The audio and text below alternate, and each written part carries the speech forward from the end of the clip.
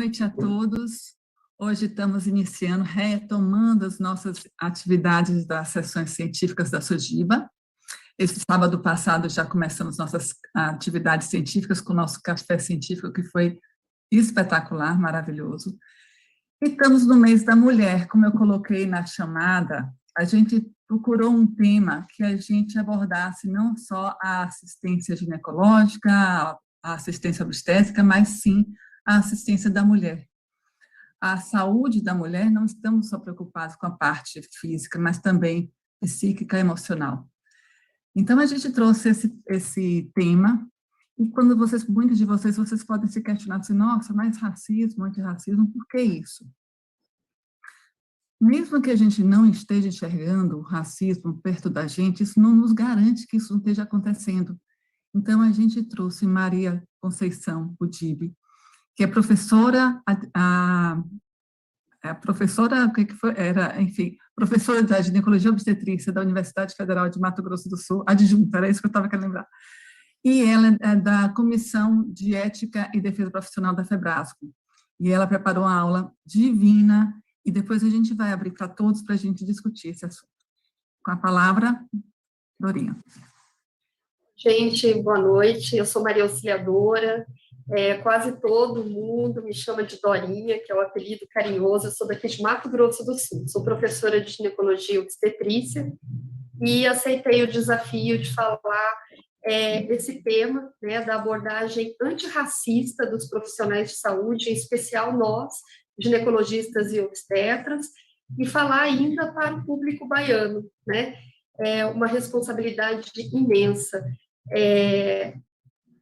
Espero que a gente consiga entrar num caminho de reflexão, afetividade, entendimento de indicadores e qual que é o nosso papel como médicos, ginecologistas e obstetras que estamos com a mulher em diversos cenários de saúde, né? Na atenção primária, na atenção especializada, nos hospitais, na possibilidade de mudar indicadores, né? E claro que a gente não faz nada sozinho, nós precisamos de mais de uma gestão comprometida, seja ela na esfera municipal, estadual ou federal. Vou passar aqui, onde que eu entro. Então, a gente vai falar um pouquinho aqui da declaração da terceira Conferência Mundial contra o Racismo, a Xenofobia e Intolerâncias Correlatas.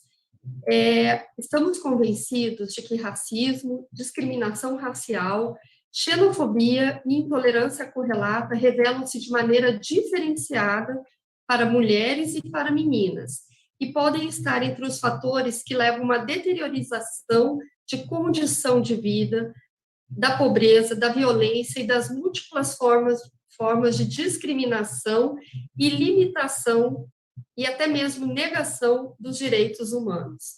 É muito intensa, né, essa declaração, quando a gente sabe que a mulher ela sofre muito mais violência em todos os seus ciclos de vida. Uma mulher que é de uma raça que sofre preconceito e discriminação, ela já vem com essa carga dobrada, né?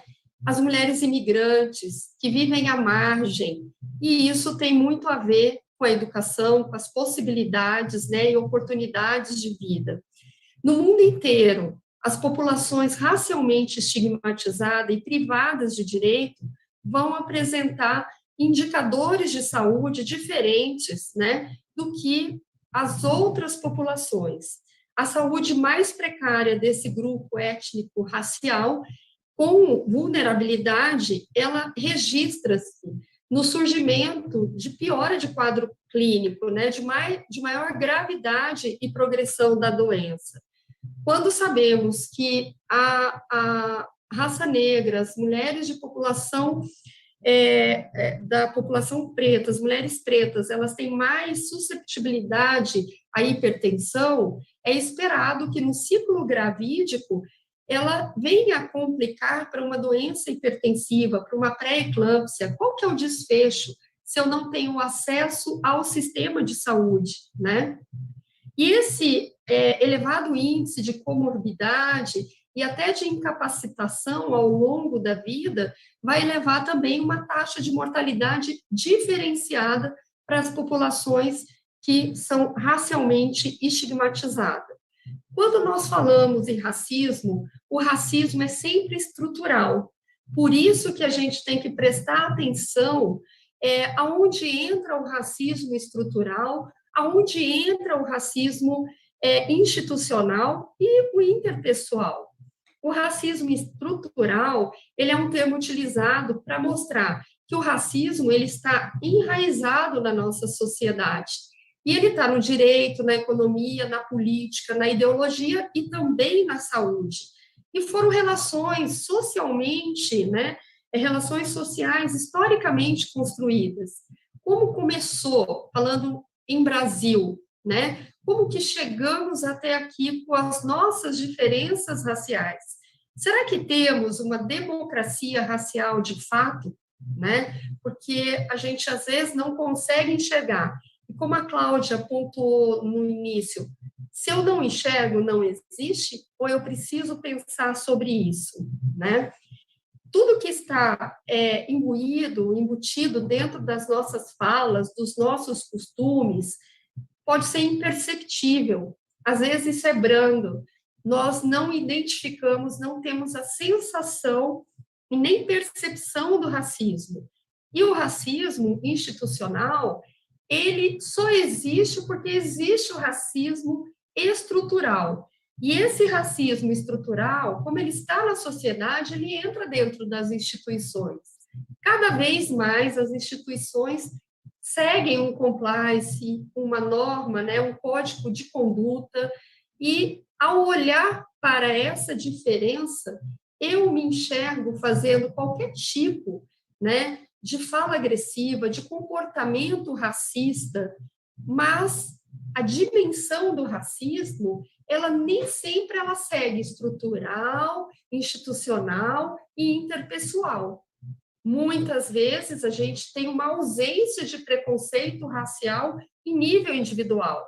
Eu não me considero uma pessoa racista, eu tenho o meu marido, a minha mulher, o meu filho, eu casei, eu tenho uma aliança e eu não me sinto racista, eu não me vejo racista, mas você não ter a ausência de preconceito racial, ela nem sempre se evidencia nas instituições e nas políticas sociais.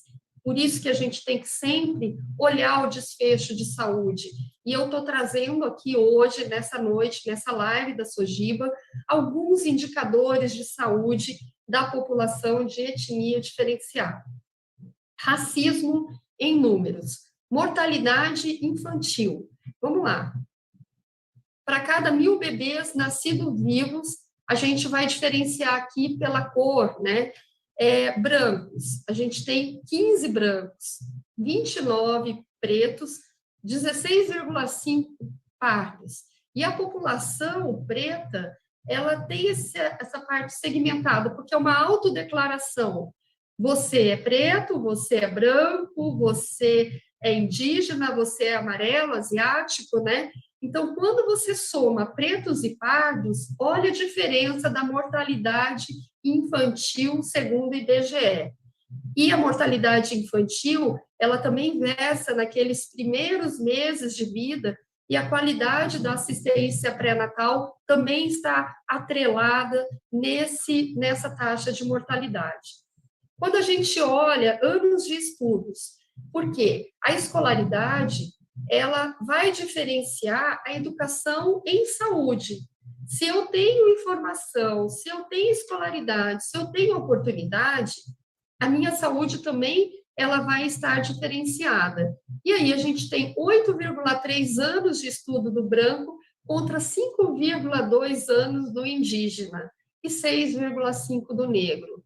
Esse racismo estrutural está também na oportunidade, Quando a gente, médico, está em atendimento para chegar num pré-natal, essa mulher, ela teve as informações prévias ela fez a escolha pré-concepcional, ela teve acesso aos direitos reprodutivos e planejamento familiar, né? A saúde do indígena do Brasil, que está bem mapeada, está chegando para essa mulher essa oportunidade de entendimento, de conhecimento. Então, o racismo em números, ele não entra só na saúde, ele entra também nas oportunidades.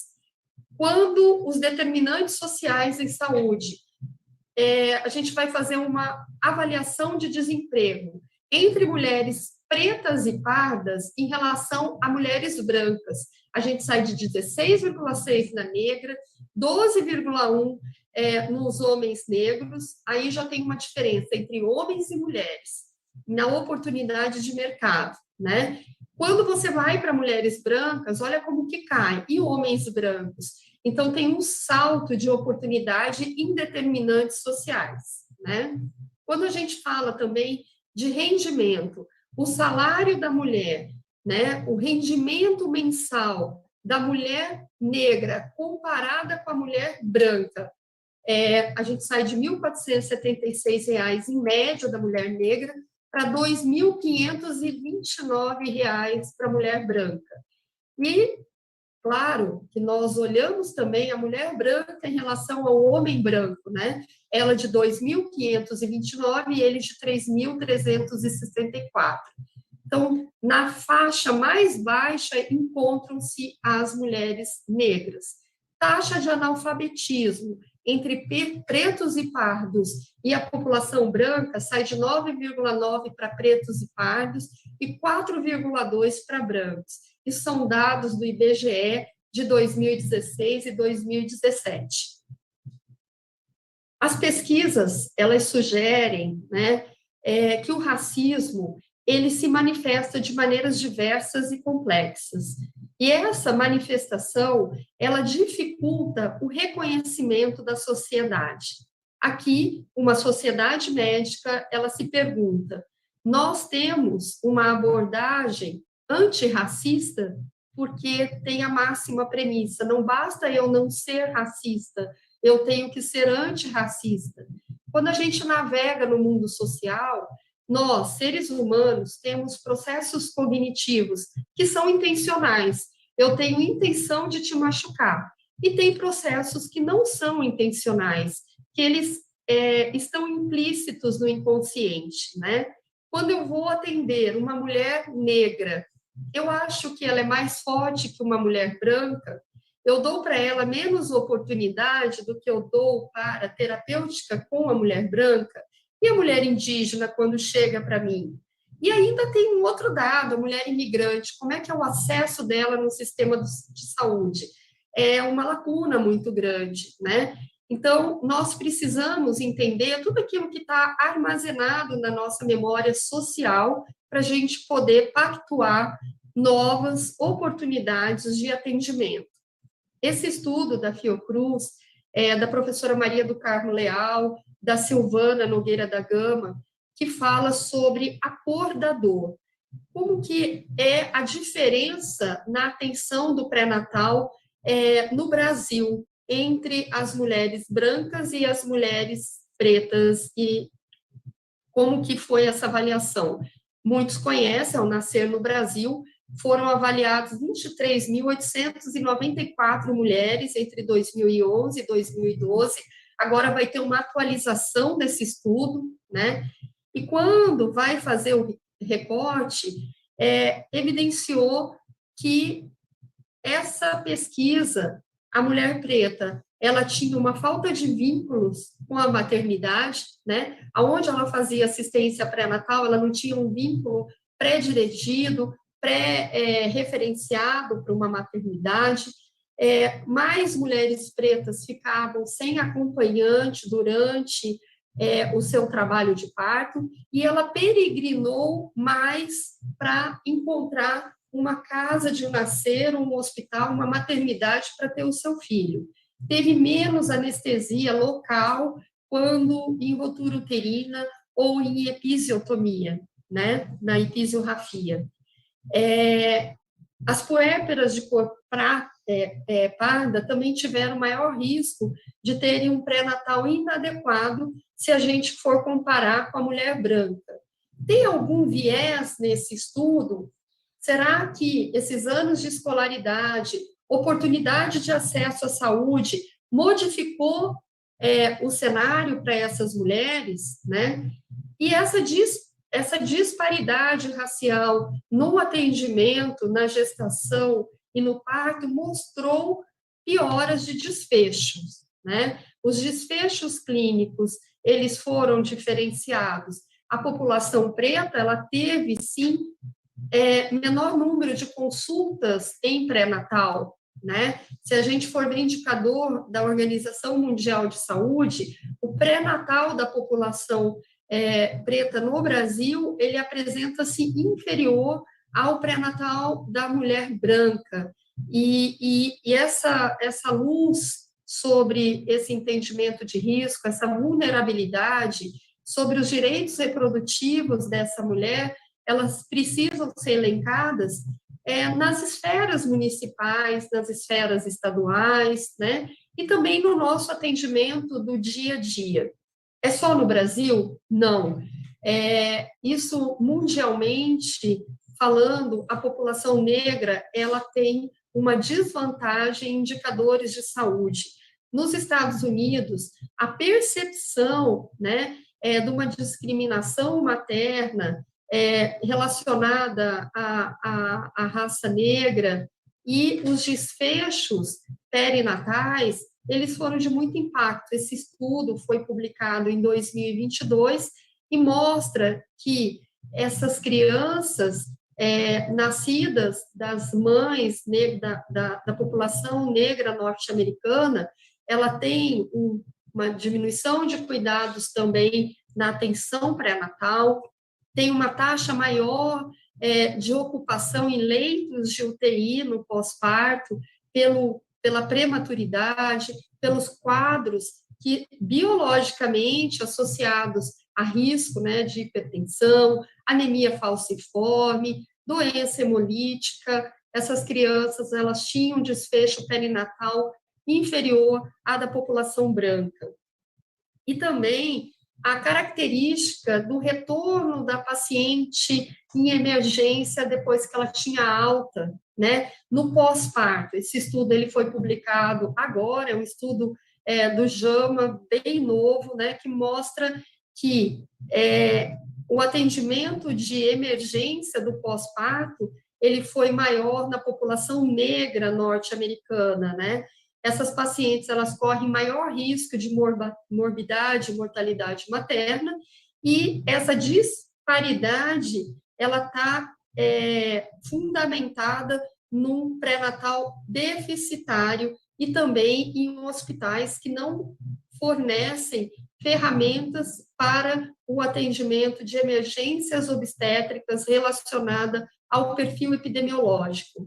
Então, você não tem uma maternidade de referência de alto risco para essa população que, sabiamente, tem um risco elevado, seja por sobrepeso, seja por hipertensão, por diabetes, por anemia, né?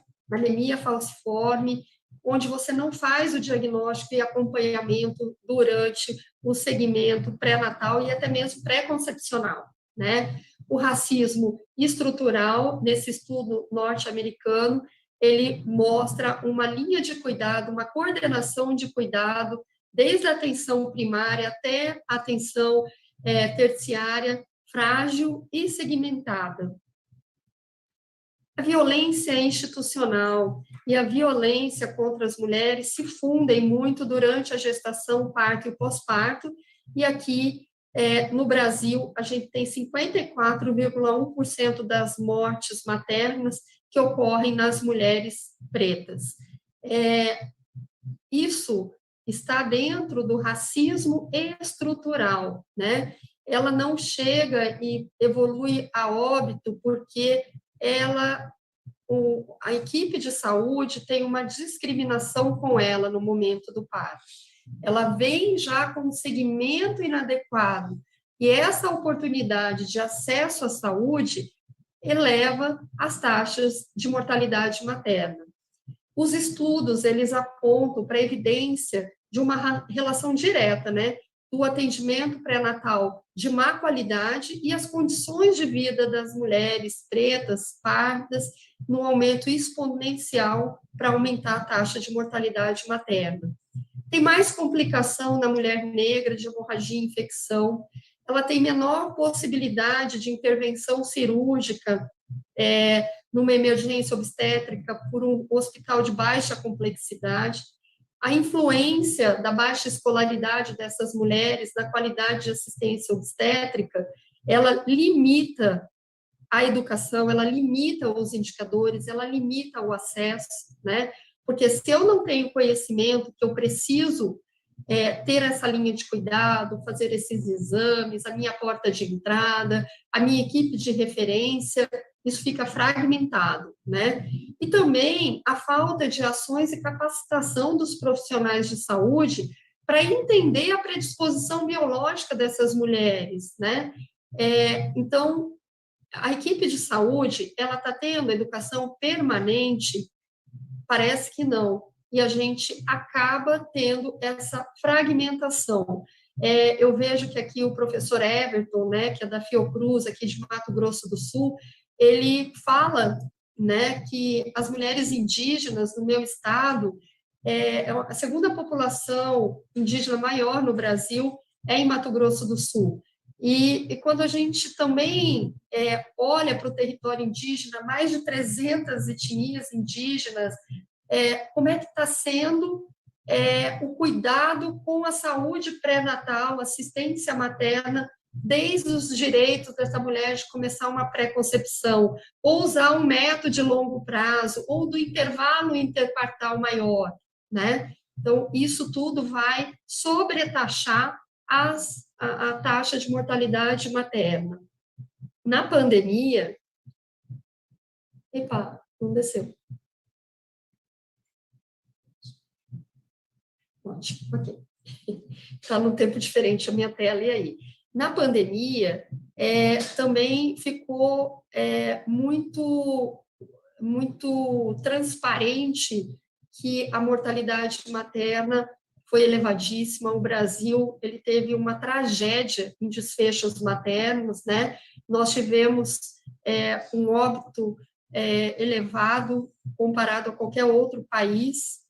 E dentro dessa leitura, a gente vê que as mulheres pretas e indígenas, elas elevaram as taxas.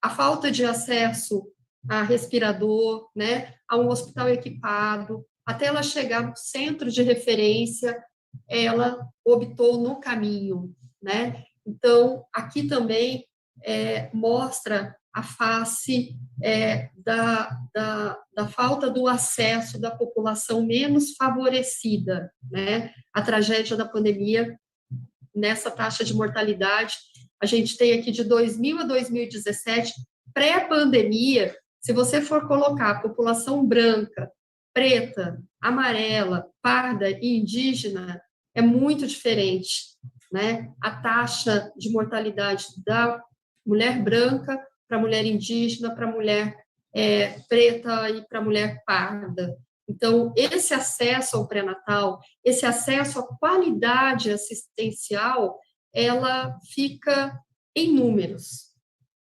Basta eu dizer, não existe racismo no Brasil, ou não existe o meu racismo interpessoal, mas na assistência à saúde, como deve ser também no processo educacional que eu mostrei lá na frente, essa população está atrás, né? E nós precisamos falar com os nossos gestores, a gente precisa entender esse contexto. Aqui na pandemia, se a gente também olha não só o desfecho de morte, mas também o missing, aquele quase, né? Onde a paciente quase teve um desfecho de óbito, a população não branca, ela onerou taxa, tá?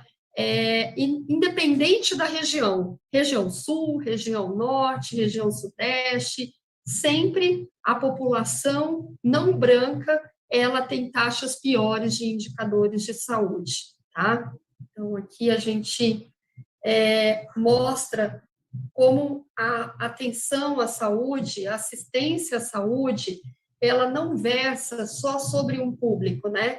Ela versa assistência à saúde, assistência educacional, oportunidade, né, de emprego, de ascensão, de sair do ciclo da pobreza.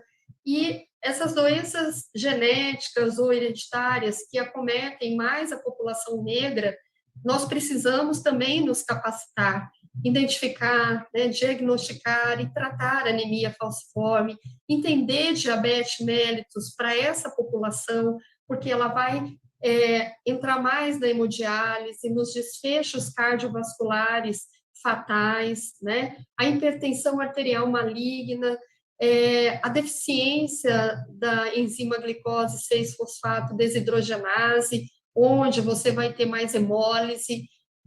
Nós estamos entendendo isso lá no atendimento primário, nós oferecemos a prevenção. Essas pacientes, elas têm oportunidade de chegar até assistência médica, ou elas estão também vinculadas em subempregos, e elas não têm acesso ao sistema de saúde, estão evadidas do sistema de saúde, né? Então, a estratégia de saúde da família, do SUS, que entende, estuda o território, está trazendo essa população, né? É importante a gente estar questionando. No acesso aos serviços de saúde, nos últimos, a proporção de pessoas que consultaram o médico nos últimos 12 meses é maior na população branca. 74,8% das pessoas brancas, elas tiveram acesso a uma consulta médica, né? Contra 69% de negros e pardos. 60% das mulheres brasileiras de 50 a 69 anos de idade realizaram exame de mamografia nos últimos 2 anos, né? Isso para o rastreamento precoce do câncer de mama. Quando a gente olha quem está chegando para fazer esse exame regularmente, é a mulher branca que tem o ensino superior completo, né? 80,9% da amostragem mostra que o nível educacional ele tem um desfecho importante. As menores proporções foram em mulheres pretas e mulheres pardas, ainda mais se elas tivessem um ensino fundamental incompleto. Esse dado é do boletim epidemiológico, né, de 2015. Com a pandemia, que entrou em 2019, 2020, né, a gente ainda teve o adiamento dos exames de rastreamento do câncer. E agora, a gente tem colhido também as pacientes chegarem em estadiamento mais avançado da doença. O acesso para a prevenção, ele tem que acontecer também junto com a informação, né? Esse cuidado, esse olhar antirracista na assistência, ele mostra que a gente precisa de educação permanente para essa comunidade, para essa população, né, que está um pouco fora do perfil de atendimento, de rastreamento. Sífilis em gestante. Sífilis em gestantes, aqui são dados de 2005 e 2011, que eles estão plotados, e depois até 2022. Ela é muito maior na população indígena, na população parda e preta, do que na população branca, né? Quando a gente soma. E a sífilis, ela tem um perfil muito preocupante na sífilis neonatal, na criança, no acompanhamento, né? Então, essas pacientes, elas precisam de políticas de identificação precoce, tratamento precoce, trazendo essa responsabilidade no dia a dia dos atendimentos das mulheres gestantes em todo o território nacional. Quando a gente fala de política antirracista, essa desigualdade racial, a gente pensa, tem democracia racial no Brasil? E eu estou falando no Brasil, porque a gente está falando aqui para brasileiros, né? Nós temos uma democracia racial? indicadores de saúde não foi o que a gente encontrou, né? Então, nós precisamos, sim, de medidas antirracistas para que sejam feitas inclusões sociais, de educação, de acesso à saúde, para que a gente também se eduque, para a gente entender aonde essa experiência de racismo entra no nosso dia a dia. Quantas pessoas pretas, indígenas, imigrantes existe na equipe de saúde que você faz parte? Eu tive com um movimento, com mulheres do movimento nacional das mulheres negras, e elas exemplificam muitas coisas. Doutora, a gente, quando vai ver uma estrutura social, o branco é o empregador, né? Ele é quem dita as normas. Então, dentro da nossa equipe de saúde, como é que a gente conduz? Né? Eu tenho a inserção de pessoas de outras raças dentro da equipe. Ah, mas isso é um processo seletivo, é concurso, mas como que é a minha conduta quando eu tenho um membro da equipe que é diferente de mim? Como que se dá esse acesso, essa informação e essa troca? Achei interessante esse estudo norte-americano que mostrava que em Chicago, que tem uma das maiores populações pretas da América do Norte, as negras estavam disparadas na frente das brancas em câncer de mama. E elas já chegaram num estadiamento muito mais avançado. Quando começou a ter o estudo do território, da oportunidade, da informação, da educação em saúde, essas taxas começaram a cair violentamente. Por quê? Ninguém olhou só a saúde, olharam vários indicadores e a oportunidade dessas mulheres terem acesso aos programas de prevenção e diagnóstico precoce. Isso é interessante. Na abordagem antirracista no atendimento em saúde, ficam algumas perguntas, né? Eu tenho uma política nacional de integração da população negra. A população indígena, né, dos povos originários. Também você tem territórios muito bem demarcados, com saúde indígena, com indicadores indígenas. Mas a cor da pele influencia na contratação para emprego? Essa oportunidade da mulher está entrando dentro do mercado, dessa população está entrando, ela tem diferença na hora de contratar pela pele ou não? A cor da pele, corpos negros, eles são mais invadidos na abordagem policial? Mas, Maria Auxiliadora, o que tem isso a ver com indicadores de saúde? Por que você está trazendo isso para a sua aula? Porque essa é o racismo estrutural, né? E muitas vezes nós temos essa evidência da rigidez da justiça em cima dessa população específica. Pobres negros, eles sofrem mais com a desigualdade do que os pobres brancos, né? A gente tem isso ou não? A cor da pele vai influenciar na decisão sobre tratamento da minha paciente? Eu digo que não. Eu, sentada no meu consultório, no meu ambulatório de planejamento familiar, na universidade, eu vejo isso com diferença no meu atendimento? Em análise, eu faço, acho que não. Mas essa mulher, ela tem acesso como a mulher branca dentro do programa de saúde ou eu estou atendendo mais a população branca? Fica essa interrogação. Nós, Sojiba, Socomatsu, Febrasgo, ninguém vai inventar uma política nacional. A política nacional, ela existe. A gente pode favorecer, né, esse entendimento, essa humanização. Quando chega uma mulher indígena para parir na minha maternidade, no meu plantão, eu acho que ela sabe mais pela ancestralidade dela no parto do que uma mulher branca.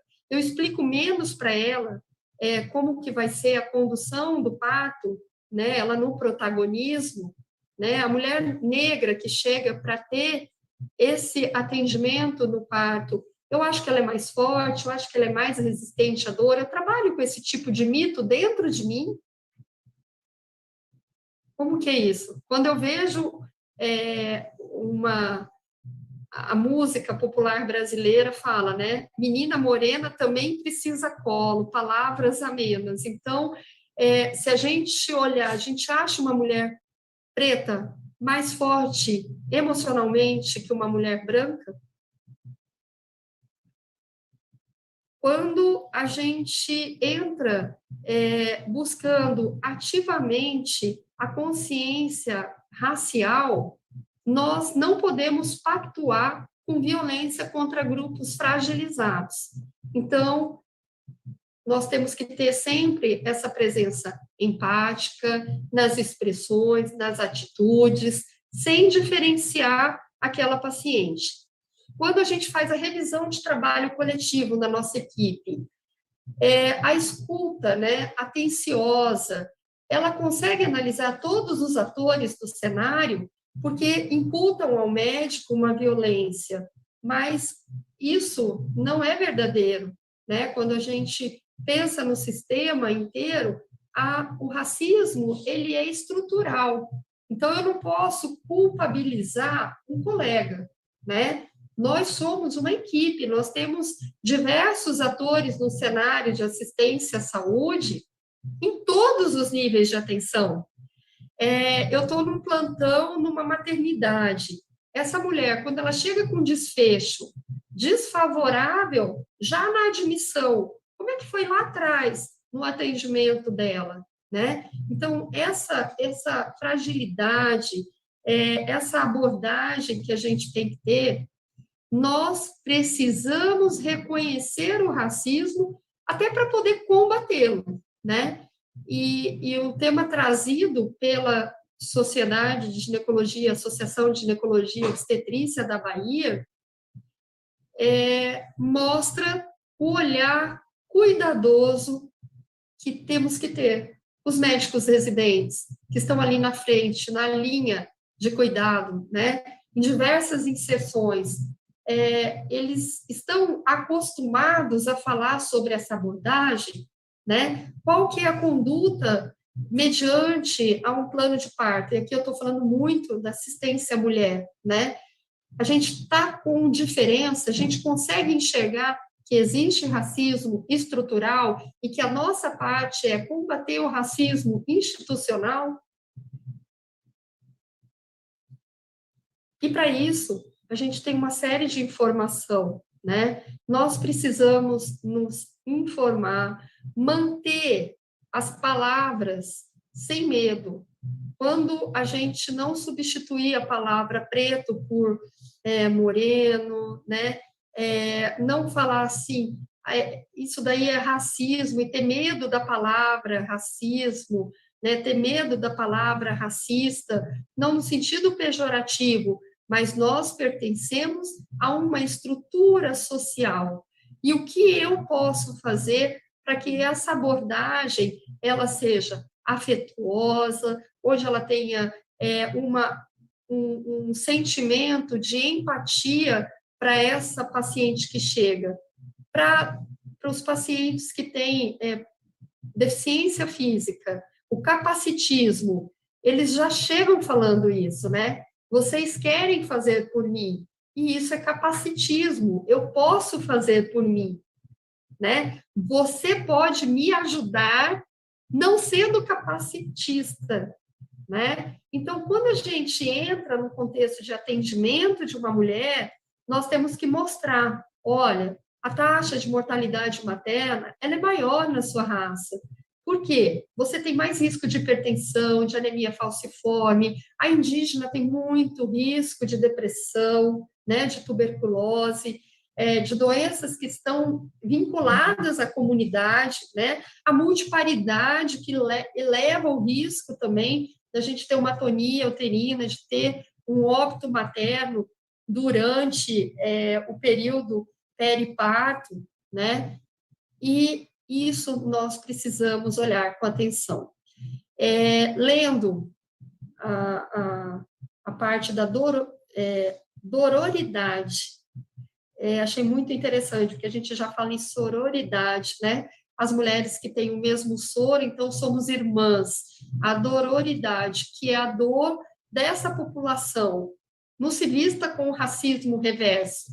Eu sou branca e estou sendo prejudicada, né? Os estudos também demonstram que não existe um racismo reverso. Existe, sim, os indicadores também. Se comparar uma população branca na linha de pobreza e uma população branca que não está na linha de pobreza, os desfechos vão ser diferentes, porque a inserção social e a oportunidade em saúde, né? Eu gosto muito do Christian Dunker, e ele tem um capítulo dele que fala o palhaço e o psicanalista, né? Que quando a gente vai falar para populações que são desfavorecidas, né? Sejam por imigração, por raça, por oportunidade diferente na vida, nós precisamos escutar, porque escutar é reconhecer. E reconhecer já mostra o caminho da transformação. Nós precisamos também nos deixar ensinar pelo outro, não por culpa, não por piedade. Eu tenho culpa porque eu tive mais acesso à educação, eu tenho culpa porque eu tive mais acesso à saúde, mas para um engajamento coletivo. E o coletivo, ele tem que ser respeitoso, né? Eu tenho que olhar indicadores, eu tenho que trabalhar essa população para que ela possa ter dignidade, atenção e indicadores melhores. Aqui na Organização Mundial de Saúde, quando fala sobre os aspectos de discriminação, para a promoção da equidade, o que se deve trabalhar? Melhorar as condições de vida do dia a dia. Eu não tenho como pedir para uma mulher ir até a unidade de saúde se ela está fora do contexto social, no subemprego, né? A gente está vendo muito isso, né?